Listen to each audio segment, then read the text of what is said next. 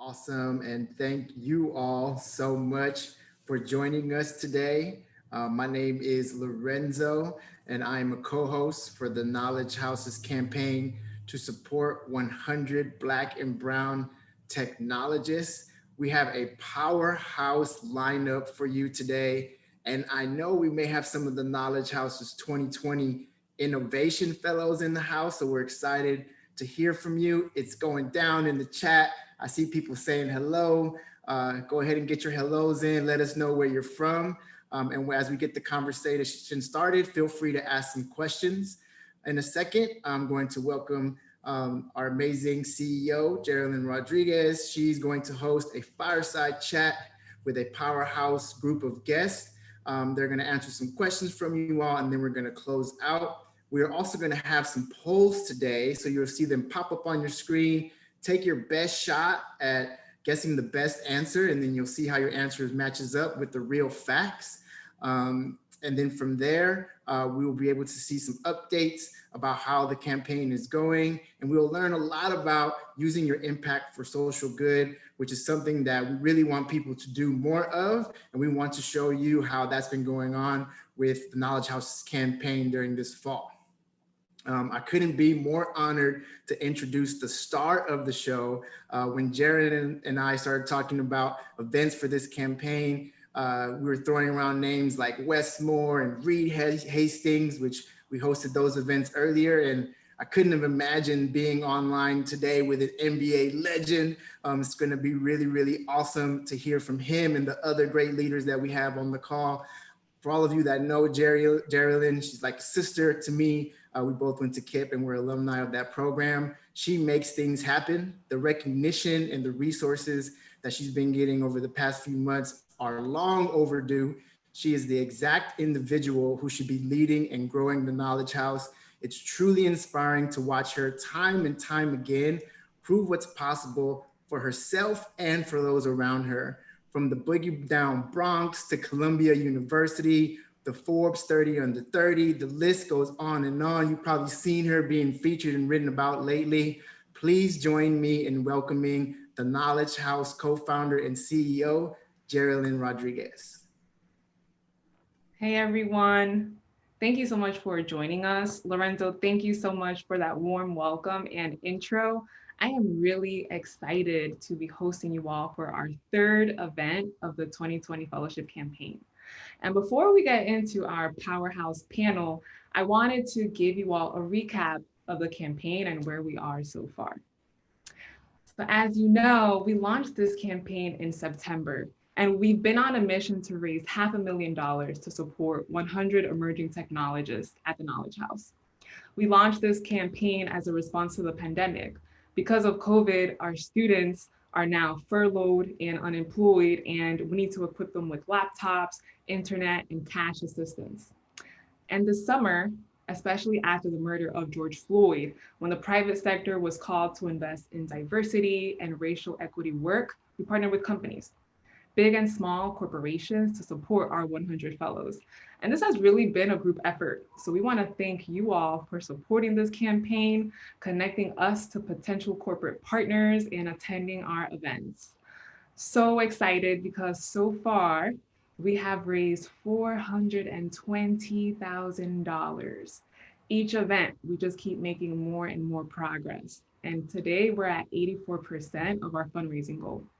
But we really, really need your help to make sure that we can hit the $500,000 by the end of this year. So if you haven't already, please go to our Classy page and donate any amount to the campaign. And please ask your family and friends to donate as well. Remember that donations help us equip our fellows with the resources they need to persist through virtual job training. And it's also not too late to get your company involved in partnership. Especially during this season of holiday giving, we would be so grateful to have your support. So make sure to drop us a line if you want to sponsor the campaign or get your foundation or employer involved. And with that, I want to shout out our co-host committee. We have volunteers here that have supported the planning of events and have connected us to their companies for sponsorships and hiring engagements, and many of our co-hosts are on the call today. And finally, I'd like to thank our sponsors. We have secured 14 sponsorships so far for the fellowship campaign, funding at different levels to support our 100 students. And I'd like to give a shout out to our lead sponsors, Cloudinary, Goldman Sachs, and our newest sponsor, the Schneider Lester Family Foundation. With a $50,000 grant to the Knowledge House, the Schneider Lester family has gotten us to 84% of our goal. So thank you all so much. You have no idea how much your engagement and support means to us, especially during a pandemic. And now I really look forward to introducing you all to our panelists. So for our panel, we have three guest speakers. So first we have Derek Lewis. He is the co-founder of the Bronx Community Foundation and a senior advisor at Ernst & Young. We have Cedric Ikpo, who is the manager of corporate social responsibility at the NBA. And last but not least, we have John Wallace, who is an NBA legend coming from the New York Knicks and a philanthropist. Thank you all so much for joining us. And I'm really excited to kick off our panel with the first question. We also will have some time for Q&A, so please make sure to drop some questions in the chat. And thank you for those attendees that gave us their questions in advance. So my first few questions focus on giving back. And let's start with Cedric.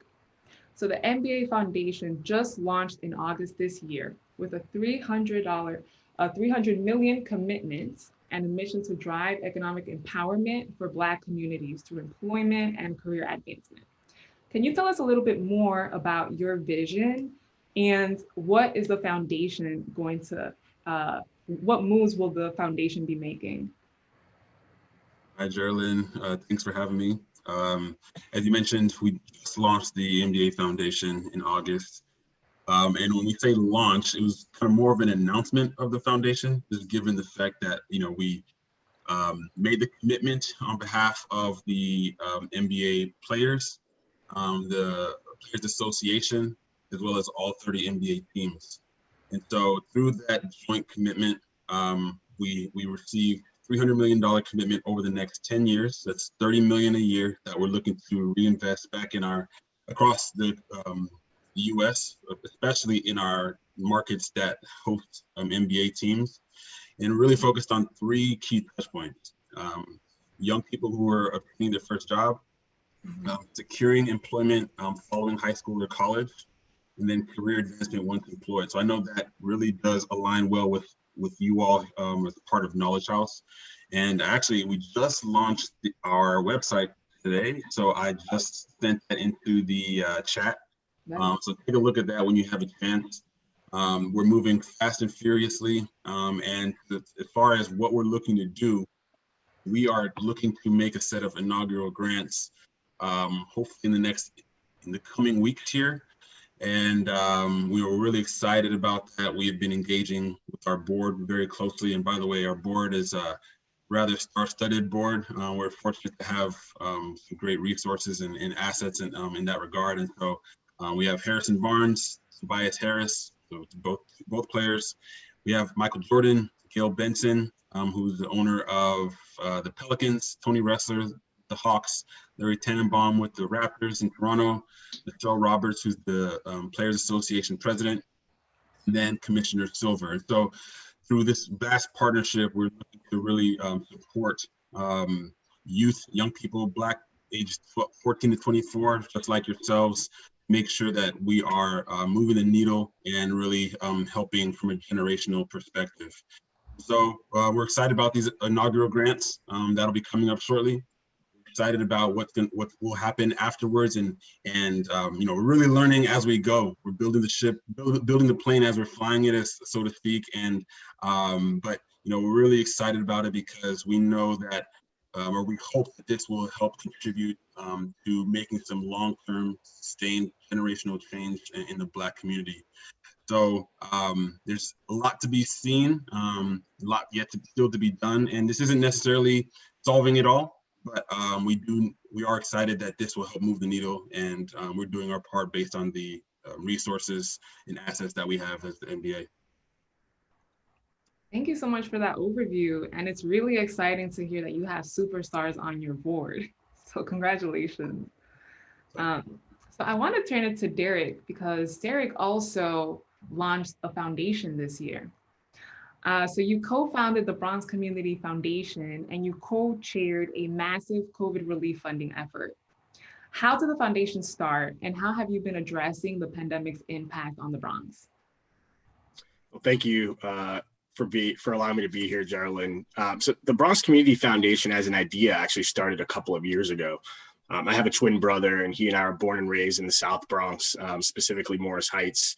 And we were afforded the opportunity through the support of philanthropy to be able to, go to college, go to a high school private high school in the city. And so we like to call ourselves products of philanthropy. If we're not for nonprofits, we're not quite sure where we would be in life. And so we knew that we felt indebted to philanthropy in the nonprofit space, and we wanted to play a role to really remove the systemic and institutional challenges that have plagued the Bronx for decades. If the Bronx were its own city, it'd be the 9th largest city in the country. So the Bronx is a really large place, but we've been challenged as a community with multiple systemic issues, from food insecurity to economic issues, being one of the poorest communities in the country, being the unhealthiest community in all of New York State. And a slew of many other issues. If you go to thebronx.org, you'll see some of the issues that we focus on. When COVID-19 hit, we actually had a plan to launch the foundation this year. And when COVID-19 hit, we knew that we had to rapidly galvanize resources and really bring to bear all of the great resources that were already in the Bronx, but also allow for them to collaborate in a way that allowed for us really to provide rapid relief, but also long-term sustainability. And so we created the Bronx Community Relief Effort, which we had a goal of raising and deploying $10 million into the Bronx. I'm happy to say, since March, we've raised and deployed over $15 million into the Bronx, really focused on a few impact areas. Food insecurity, one of the key issues that we face as a community, not just in the Bronx, but all across New York City, is access to food and being able to get food on our tables. And so through our partners, we've distributed over 2.7 million meals in the Bronx since March. We also focus on the digital divide. When the DOE shut down schools and our youth had to school from home and our families had to work from home, we estimated tens of thousands of Bronx students went home without access to the internet. Hundreds of thousands of Bronx residents went home not being able to work from home because they don't have access to a computer. And so we've distributed almost 2,000 Chromebooks and Wi-Fi devices to date to Bronx residents to allow for them to school and work from home. And we have other impact areas. We've distributed over $1 million in small business grants, not loans, grants, because we know that our businesses need the capital and they don't want to be locked into having to give that capital back. And we've also distributed over $2 million in micro grants. Those are essentially small grants between $250 and $500 to Bronx residents. One of the core focuses, I'll go back to the digital divide and the great work that the Knowledge House is doing, is really being able to train and provide resources to our residents so they can participate in the 21st century economy. And so the Bronx Community Foundation is also hyper-focused on ensuring that our Bronxites, as we call ourselves, are trained with the top skills and are able to actually participate in the 21st century economy and being able to actually get high-paying jobs and being able to build not just short-term wealth, but also long-term generational wealth.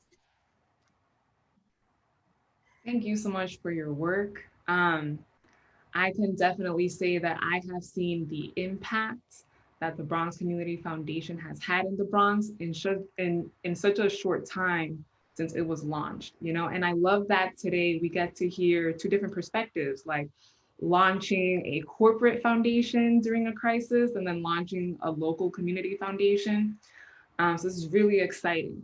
And my third question is for John, because in addition to being an NBA player and a sports commentator, you've also held roles in the community relations teams at the Knicks, and also you are on the board of the Heavenly Production Foundation. And so you've been doing philanthropy for a while, right? So what did you learn about when it was the right time to start philanthropy and your social impact work? Well, first of all, thanks for having me, Geraldine. Really appreciate it. And Derek, man, that is incredible what you guys are doing. I mean, that is awesome. I'm just sitting here blown away by what he's accomplishing in the Bronx. So shout out to him. That's awesome. Thank you. But in terms of philanthropy for myself, you know, it started as soon as I got to the NBA, right? You're learning that you've been given so much, right? I mean, once you get to the NBA, you've reached like the pinnacle for your profession. And obviously, as Cedric knows, getting into the NBA is one thing, staying there is a whole nother thing. And, you know, so getting there is one thing. But once I got there and I was surrounded by so many great consummate pros that they just taught me all the right things to do. And I just kind of started following their lead. I honestly didn't know much about philanthropy, but through the Knicks and, you know, everything that they were doing, you know, you were kind of thrust into it a little bit, and either you grasped onto it and, you know, kind of took your own lead, or you kind of shied away from it. And I dove in head first. I won the community service of the year award in 1997 while I was playing in Toronto. I've the whole Heavenly Productions, being on that board for 9 years now. We've given out over 15,000 backpacks during the Katrina situation. We've sent 5,000 backpacks over to Rwanda. And what's inside the backpacks is just like teddy bears and school supplies. So it's not like, you know, but it puts a smile on a kid's face, and that's all you're trying to accomplish sometimes. And that's big and that's huge. And when I joined the board of Heavenly Productions, I was just starting to get into dipping my toe into like really my putting on my philanthropic hat, so to speak, and trying to. I'm sorry about that, and trying to and figure out my way in terms of what can I do, how can I help, and that just led to, you know, with the Knicks, everything I'm doing in the community with them. Um, Over the last 10 years, I was being involved in so many camps, clinics, kids that I met when I was 8, when they were 8 or 9 years old, who are now in college, and they still keep in touch with me. You know, think stories like that is why I do what I do, in terms of trying to give back and trying to create um, an avenue and a lane for people who might not have that much going on, and you're just trying to give them some hope. I love what you said about, you know, you made the choice to lean into philanthropy while other players shied away from it. And that's a great segue into the next topic, right? So it could be tricky to balance doing social impact work in corporate America versus your personal life. Um, so for Derek, I'm very curious. As a leader in the corporate sector, has taking on social impact work help or hurt your career advancement? And how do you fit your social impact work into your schedule with your full-time role at Ernst & Young? Appreciate the question, Geraldine. I saw Alexis in the comments also asked a similar question. So I do have a full-time job. I'm a senior manager at EY. And so, you know, starting the foundation with my brother, frankly, has been one of the most amazing experiences I've had. It took a significant amount of nights, late nights and weekends to really, you know, begin to put the structure in place around the foundation, around the relief effort. I would say it hasn't hurt my career. It's really allowed for me to engage those not only within EY, but also within my corporate and philanthropy network to really get engaged in really helping the Bronx. And so I would say probably my network has increased significantly since I've started the foundation with my brother. And I think it allowed for me to really think differently around how corporate America could really play a role in impacting a place like the Bronx. And you're starting to see, as I'm sure Cedric will talk about, corporate institutions leaning in heavier now than they ever have before. You know, given the racial inequities and inequalities that you know corporate America, frankly, it's taken a while for them to look at, but frankly, you know, I'm glad that they're now starting to look at. And really thinking about diversity within their own institutions and looking at how they can increase their philanthropy and et cetera. So It wasn't easy. I think, a lot of the things that make a great impact aren't easy. But the value, the risk reward for me was the impact and the change that the foundation has been making in the Bronx. And, that allows for me to have sleepless nights and giving my entire weekend, to focus on the work that we're doing. That's great. Exciting to hear that engaging in social impact work increased your network. You didn't have to choose. It's great. So my next question is for both John and Cedric. The NBA is a corporation that has brought in over $8 billion in revenue just over the last year. And you've both held roles in the NBA community affairs teams. How have you led or witnessed the NBA while it's doing good, while doing well? Or in other words, how has the brand made a meaningful impact? How have you witnessed that? Well, I'll go first, Cedric, because I know you're like in the throes of it. So I'll talk from kind of on the outside looking in right now.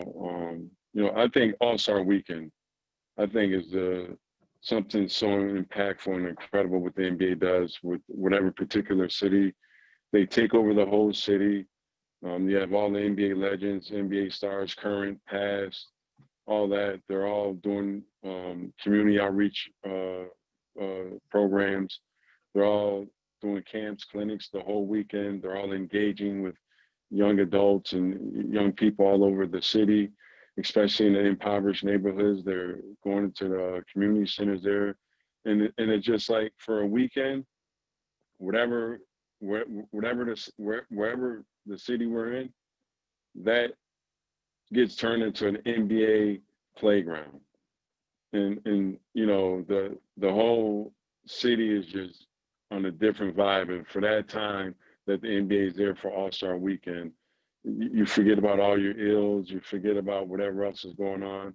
The NBA does an incredible job of coming in and just taking over and ingratiating themselves into the city and being able to rub shoulders with current and past NBA stars is something kids never forget. I know a lot of kids, they get that experience and it's something they'll never forget.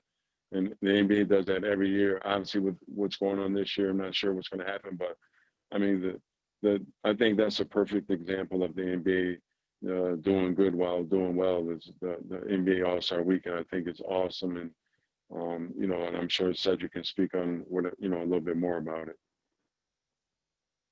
Yeah, I mean, I work in the social responsibility department, so that's my day-to-day. And I've always had a passion for community, and so it's a way for me to marry my passion for and love for sports as well as passion for giving back. And the past year was obviously a very unique one. We had, I think, one thing in particular, which is most recent. We got a commitment, really because of the at the urging of the players, we were able to get 29 of our arenas across the NBA and G League to be converted into voting or activities or sites for voting activities. 23 on the NBA side, 6 on the G League side.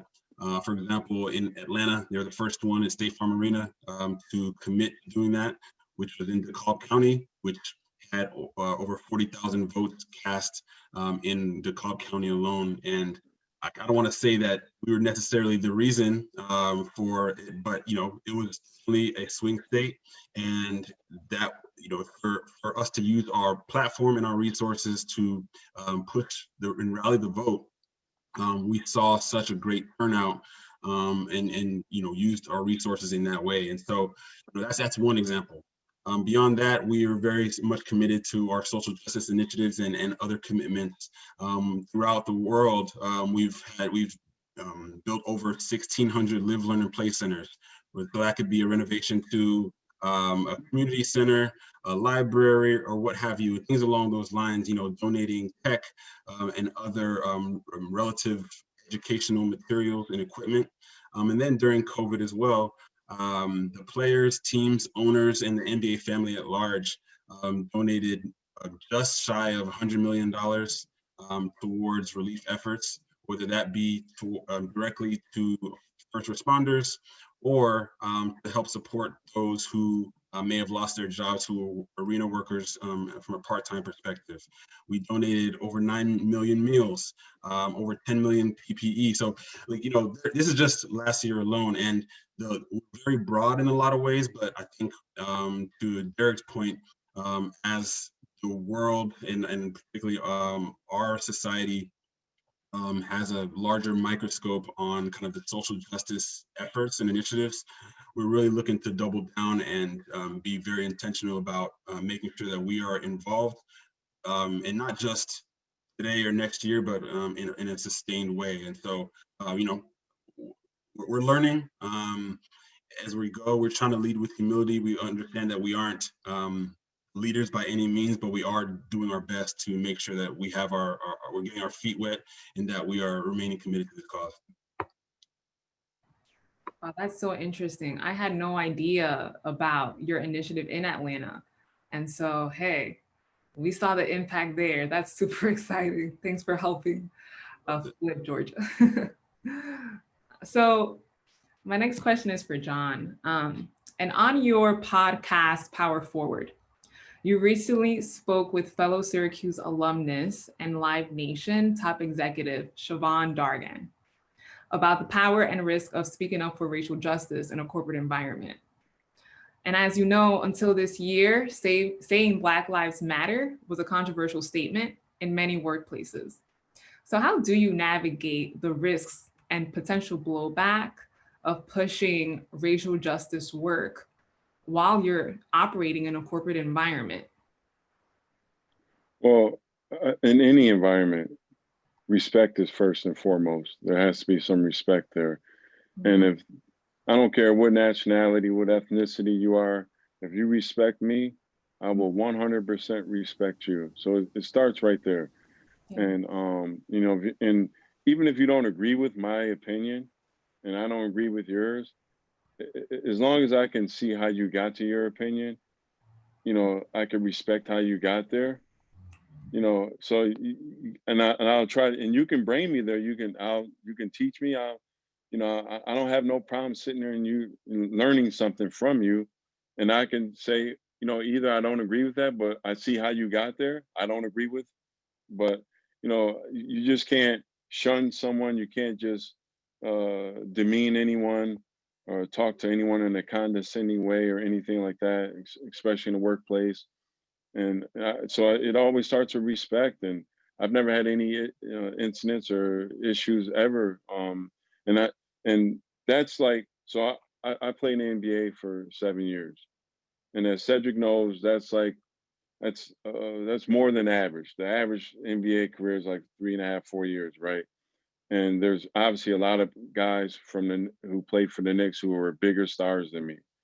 But I've been working for the Knicks for 10 years because when I was a player, I treated everyone with respect. Now, some of those people who weren't high ranking at the time in the MSG offices, well, now they are. And now they're hiring me, and now they're having me do more work for them because of the way I treated them when I was 22, 23, 24. You know, and I'm 46 now, and I've been basically for the last 30 years or so almost, I've been getting checks from MSG because of that, you know, just treating people the right way with respect.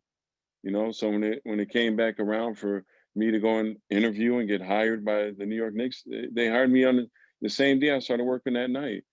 Dan Gladstone and Christine and Artie Bays, all, you know, so if you treat people with respect, then you will in turn receive some respect, and then it just makes it a much you know, more calm and a better workplace. I feel like, and that's where I've always been. Wow, John, so many gems there. First of all, the respect thing resonates with me, and I hope our students, because literally in our first class, when I was giving them advice on how to navigate corporate America when there is a lack of diversity, there aren't enough companies investing in racial equity, my takeaway was you have to meet people where they are, and that starts with respect, right? You will not always agree, But as long as you can step back and empathize with folks, you can try to make progress and align, right, on things that seem controversial. Um, Also, definitely want to ask this question to both Cedric and Derek. Um, if you all can discuss how your foundations have addressed the Black Lives Matter movement, it would be great. Like from the perspective of a local community foundation and a big brand, like how do you navigate that controversial statement? Yeah, I'll start. You made a good point earlier that unfortunately it is a controversial statement, just the fact that it matters. Black lives matter. And we live, I mean, we're in a very corporate environment. So unfortunately we have to navigate a little bit. The NBA is not a Black run organization. While the players represent, 70+% of the talent, that isn't necessarily representative at the leadership level, and that's definitely something that we're working to combat. That said, last year we used when we were in the bubble in Orlando and in Bradenton for the WNBA. I do want to stress that, and the WNBA has honestly been almost more progressive than the NBA has, and it has a little bit more flexibility and freedom, and have been at the forefront and really driven a lot of things that the NBA has done. So I want to make sure that I plug that, because the women have been excellent, and so we, in both sites, we had Black Lives Matters on the court. We worked with the players directly to identify different social justice phrasing to be used on jerseys. We worked closely with several players who had their own initiatives that they started. I think probably most notable was LeBron's More Than a Vote, and many others. And so all that to say, we are continuing to make sure that we keep that conversation at the forefront, that the conversation doesn't die down. I'm not sure whether or not we're going to have like the messaging on the court going forward this year. That said, we will continue to work closely with Black Lives Matter organization. For example, when we had the messaging on the court, we wanted to make sure that we weren't just putting the messaging on the court, but not partnering with Black Lives Matter directly, and so we almost wanted their blessing, wanted to partner with them and collaborate with them so that we were in alignment with their messaging and their approach to this work, because we're a basketball league, we're not the experts. And so we wanted to make sure that we were aligning ourselves with those who were community leaders and community experts, working closely with National Urban League, working closely with Unidos US, working in so many other organizations and leaders. We had a virtual roundtable series so we used the reach that we had at the league from a social media perspective to engage in some hard-hitting conversations to educate and enlighten our fan base on some of these issues. And so we're definitely going to continue that. As we look ahead to MLK Day and Black History Month, which are right around the corner, we're already very much planning at what our approach is going to be at the league level, as well as at the team level. So, these conversations aren't going to die down. The NBA has continued to try and be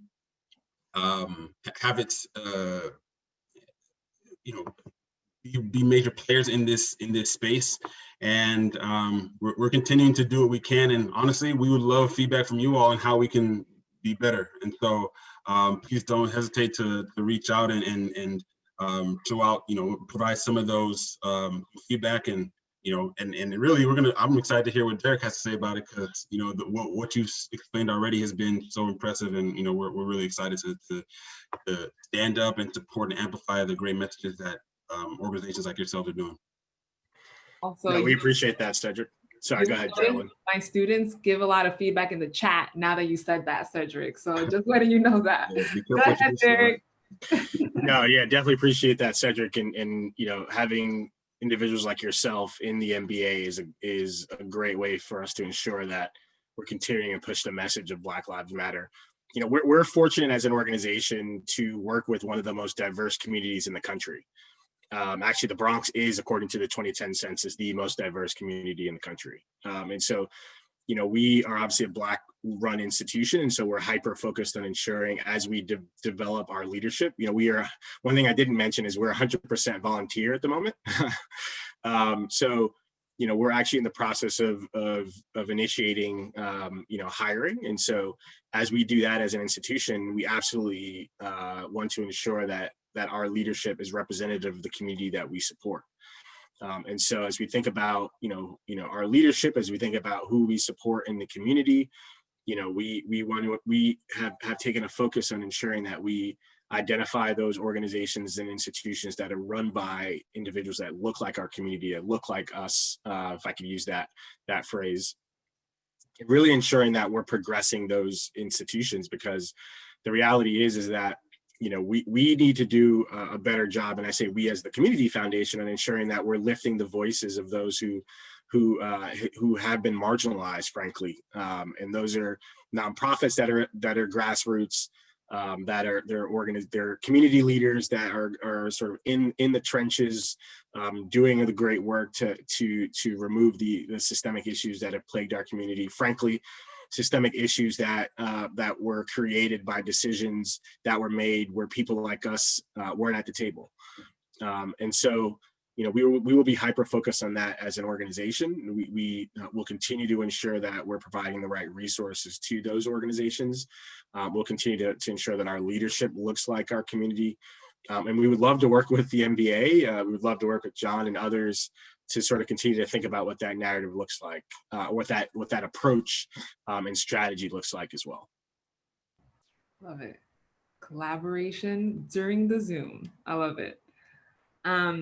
So this next question really is to you, Cedric, because I'm sure our students are dying to know, what is the relationship between the NBA and the tech sector? And as a software engineer, how can you pitch yourself to your dream company, being the NBA? Good question. I think a lot of times, and I'm sure John, you're very aware of this too. I think when players, at least back then, I think players nowadays are understanding that they're much more well-rounded, and that they're more than basketball players. Bron said more than an athlete, right? Like, these players are much more dynamic than what you see on the court.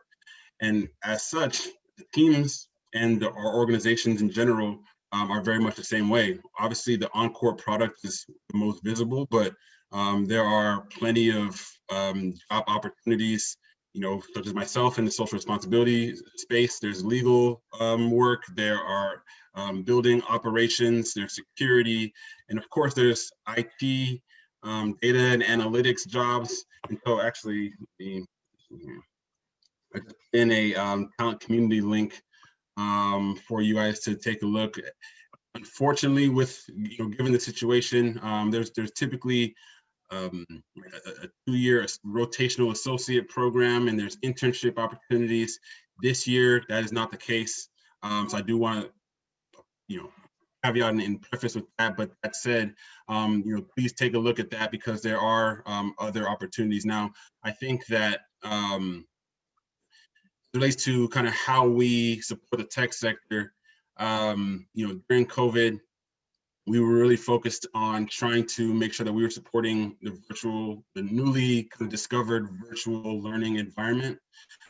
We discovered during COVID that, not only were Black and Brown populations impacted by COVID from a health perspective more, disproportionately, but also they were impacted because they didn't have the digital divide impacted them more as well. And so our teams, players, and league were very intentional about trying to help close that gap through donation of different tech, equipment, tablets, and Wi-Fi. One example in San Antonio, and there were a couple other teams as well, they actually used their arena as one huge mobile hotspot. And so they invited their community to come out and socially distance, of course, but do homework in their cars in the parking lot, or pull up a chair and be able to do work. And so we definitely have tried to focus on the tech sector in that way.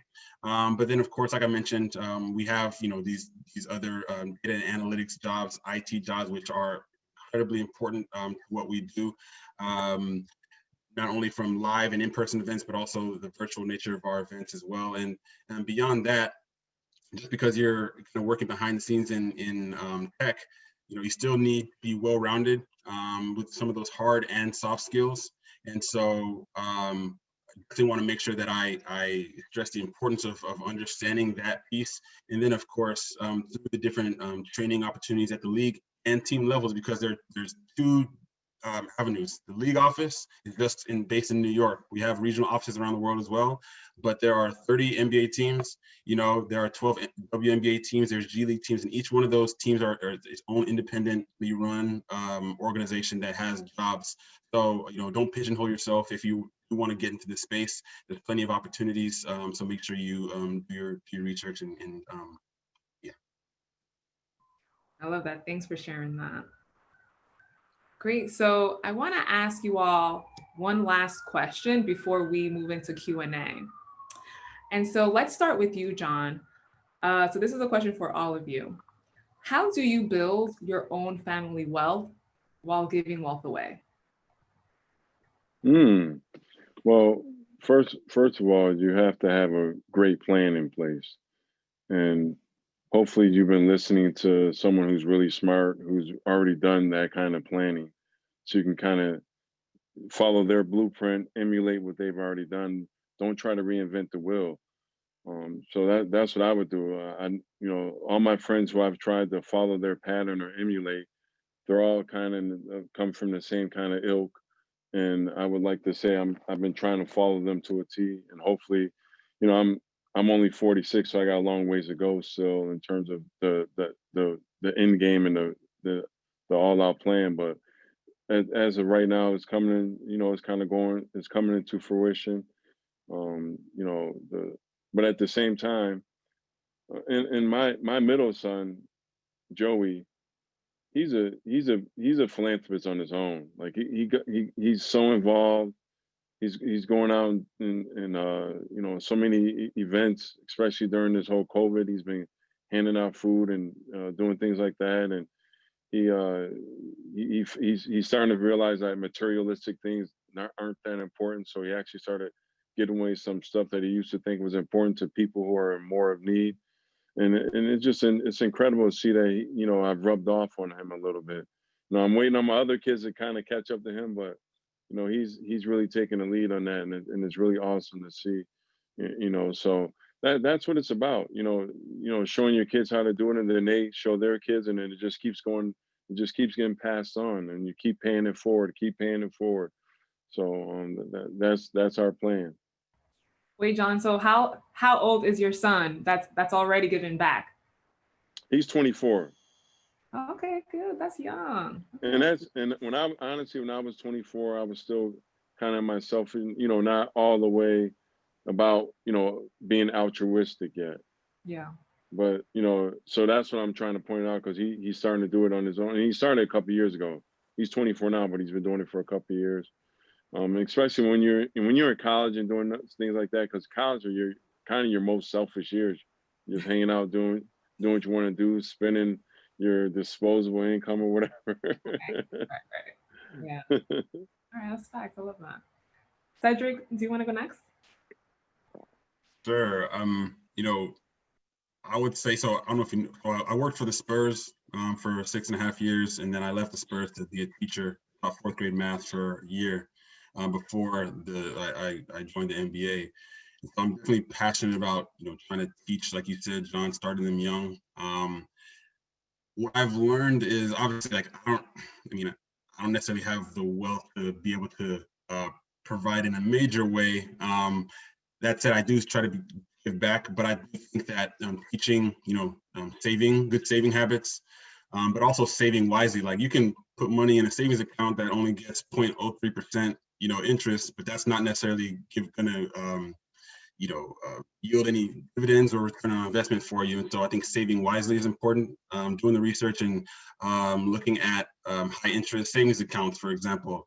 Investing in the stock market. If you have $100, you can, instead of buying the next pair of J's, you can put that in, buy one stock of, if you buy one stock of Apple, 10 years ago, like the return on investment would be that much crazier. And so I think there's money to be made. It's just a matter of where we spend and invest our money. Investing more in assets versus liabilities. I love sneakers, so I can't necessarily say like that you can't have anything, nice and material, but just balance that out. I'm really focused on my next real big goal is have some equity and invest in real estate, for myself, whether it be a townhome or whatever it might be, just so I have something that I'm putting towards, I can put towards my last name, thinking about my last name versus my first, and things that I do appreciate. And then of course, supporting Black businesses, Black banks, like, there's ways to, not to give wealth away, but help uplift communities that are historically underinvested in. And so that's kind of my approach to it. But that said, I do still try to give back, with the little change that I do have. But I think, teaching, folks how to fish is kind of my ministry, my calling. Yeah, no, I would echo everything that John and Cedric stated. I also look at wealth as capital, but also knowledge. And so, giving back giving away wealth, to Cedric's last point, is also knowledge, right? It's, teaching people what you've learned, making sure that they're not making the same mistakes you made, being able to actually bring them along on the journey to not, not hit those potholes that you hit on your way. And so making sure that you're identifying ways to help people and not really go through the pitfalls you went through. I think also to the point that both John and Cedric made was around saving, right? Making sure that you're not spending frivolously, you're saving, you're putting your money where you believe it's most valuable. And that maybe is not necessarily just assets, it could be experiences, because experiences lead to different knowledge, so that you can apply that knowledge to being able to build wealth. And so there are multiple different ways I think you could give wealth away, whether it's capital or otherwise. I definitely love that, right? Building wealth is not only about having more and more dollars, right? Knowledge is power. So absolutely. All right, so we're going to move on to Q&A for the next few minutes. And there is a quick question for you all. Who is your 2021 NBA champs pick?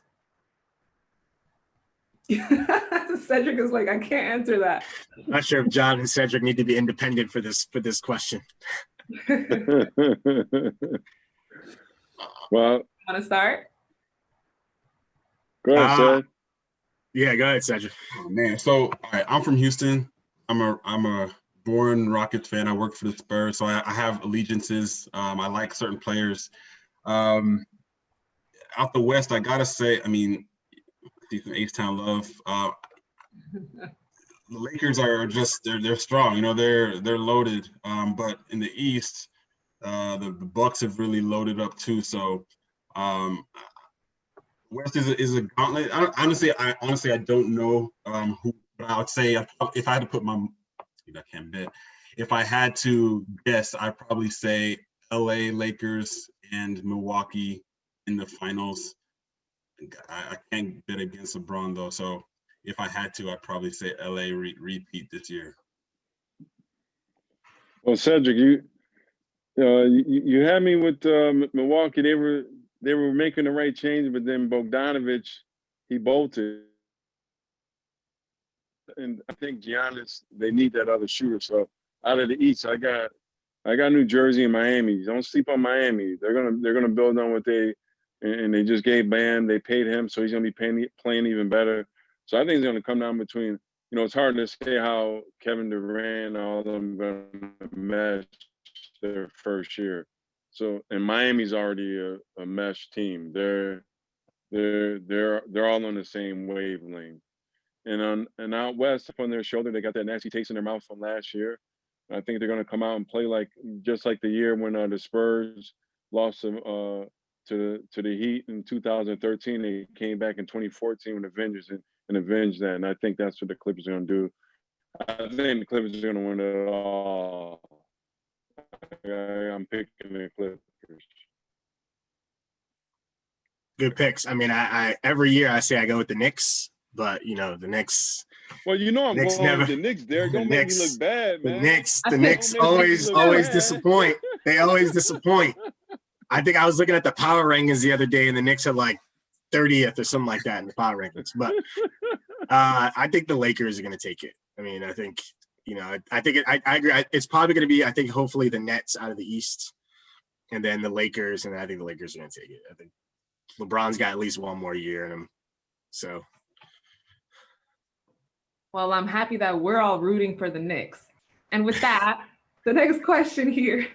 So I have a question from Derek. This is from our student, Elston Bell. What is the thought process behind creating profit as well as creating social impact? Especially, how do you go about making sure that it's a win-win? And I ask you because your foundation covers philanthropy, but I know that you also invest in tech startups and other for-profits. Yes, great question. Appreciate the question. So I've initially, when I was doing some tech investing, I was sort of focusing on, what I thought was the next big sort of tech, sort of the next trend. What I've started doing now is actually focused on social impact. And so that's actually helped me balance, being able to put my thought leadership and sort of resources into an entity or place where I know that the solution that they're building can help to align to what we're trying to do as a foundation. So, for example, as a community foundation, we've been looking at food insecurity is one of our focus areas, and so we've been looking into hyperlocal urban agriculture. And so one of the things that we've been thinking about is how do we really support hyperlocal urban agricultural entrepreneurship? So you have a combination of, commerce, you have a combination of being able to actually source locally, you have a combination of being able to put meals on people's tables. And so that's sort of how I've been thinking about, the approach of, engaging in sort of the capitalistic mindset, but also trying to be socially conscious and sort of philanthropic and altruistic at the same time. Cool, thank you. I love that you can build wealth by actually investing in social impact projects. And we often don't hear about that. So I think that's really important. So this next question is for you, John. And this is from Pierre Carras from Goldman Sachs. He's one of our co-hosts. So what is one piece of advice that you did not receive when you first came to the NBA that you wish you would have received? And how are you making sure that new players are getting that advice? Well, like I stated earlier, when I joined the Knicks, the whole team was seasoned vets. They were, consummate pros. So honestly, I must admit, I received every bit of piece of advice that you can possibly get that you can use. What I would say is, are you going to be receptive to that advice? And I wasn't receptive to all of the advice that I was given. So it's not the advice I was given is, are you going to be receptive? Because when you're 21, 22 and entering the NBA, you think you know all the answers and you don't even know the questions. So it's just a matter of slowing down and realizing that the guys who are talking to you, they've been there before. They're going through everything you've ever thought you're about to go through. And if you actually listen to them, they will help you so much. And when I go back and I talk to guys, you talk to them about stuff more so off the court, about handling your finances, about who's around you, about taking care of your body, about doing all the necessary things that, that because your talent and your work ethic and all that, your practice time will take care of the basketball court. But you got to take care of off the court just as important, because if you don't, off the court can ruin your on the court performance. I love that. Thank you. I'm going to offer one last question, and this is coming from Melanie LeGrand. She is from Corporate Social Responsibility at MLB. So I'm gonna have this question for you, Cedric. How does the NBA collaborate with other philanthropic partners? And have you worked with Black women's giving circles specifically? Yeah, thank you. In partnership with the teams and the players, we look to support and work alongside philanthropic partners every day. I think one of the best assets that we have as a league is the visibility of kind of lifting up grassroots organizations to support, and really highlight and amplify the great work that they're doing for potential scaling and replication in different markets. And so with that said, the Mba Foundation, so that said, answer the question about the Black Women's Giving Circle, we have, at least not to my knowledge, have supported them directly. But that said, through the Mba Foundation, for example, we are, working to provide funding and resources. Before the launch of the foundation, we always touted that we are not a foundation, that we are not a check writing entity, but that has all changed. And so, that is really going to shift how we operate. And so, and obviously we want to make sure that we are prioritizing organizations that support Black and Brown youth, particularly because those gaps exist, and we want to make sure that we change the generational nature of some of these issues. And of course, with that said, we want to prioritize organizations that are led by Black and Brown people, whether that be, the executive director or CEO, or we look at board makeup, like all those pieces. We want to make sure that the people who are making decisions that ultimately receive the funding are, look like the people that they're serving. And so that is definitely a priority for us. That said, I'm definitely going to take a look at this Black Women's Giving Circle. I'm definitely going to share this with our organization so that we are more aware of it and aligned. And so, I'm just glad that, you guys were able to, or Melanie was able to, make that recommendation. But yeah, that's kind of our approach to it. And so, yeah, I hope that we ultimately move in the right direction. And of course, like I said, we're always open to feedback and other suggestions like this one. Well, thank you all so much. We are at time. So I want to thank you all for an engaging discussion. And I want to thank our attendees for joining us today, for your comments and your questions. And really quickly, some takeaways that inspired me today are that engaging in social impact work has the potential to expand your network. Starting your corporate career is a great way to kick off your philanthropy because corporations have these processes set up already. The way to build wealth while giving back is to start early, plan, but definitely save. And I love the feedback that to navigate controversy in corporate America includes starting with respect and empathy. So thank you all so much.